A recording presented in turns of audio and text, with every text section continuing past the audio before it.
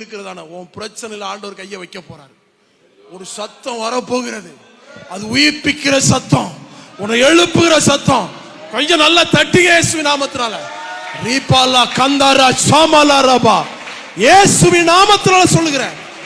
சோத்துரம் காரியம் மாறுதலாக முடிய போறது. மிகப்பெரிய ஒரு ஹிஸ்டரி, ஒரு சரித்திரம். பெத்தானியா கிராமத்தில் 4 நாளைக்கு பிறகு ஒரு மனுஷன் உயிர் தெழுந்திருக்கிறான் என்கிற வேர்ல்டு ஆமென் ஸ்தோத்திர ஹிஸ்டரியாக மாறினது.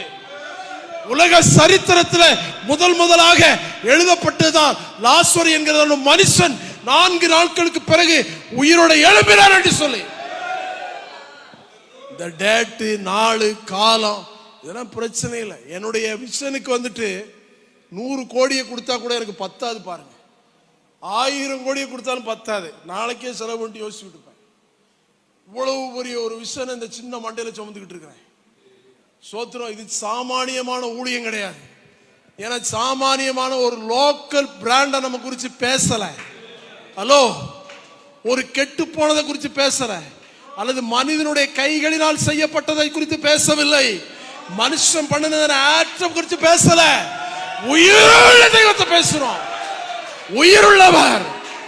சோத்திரம், மாம்சத்தில் குலையுண்டு ஆவியில உயிர்ப்பிக்கப்பட்ட கர்த்தராகிய இயேசு கிறிஸ்துவை குறித்து பேசுகிறோம்.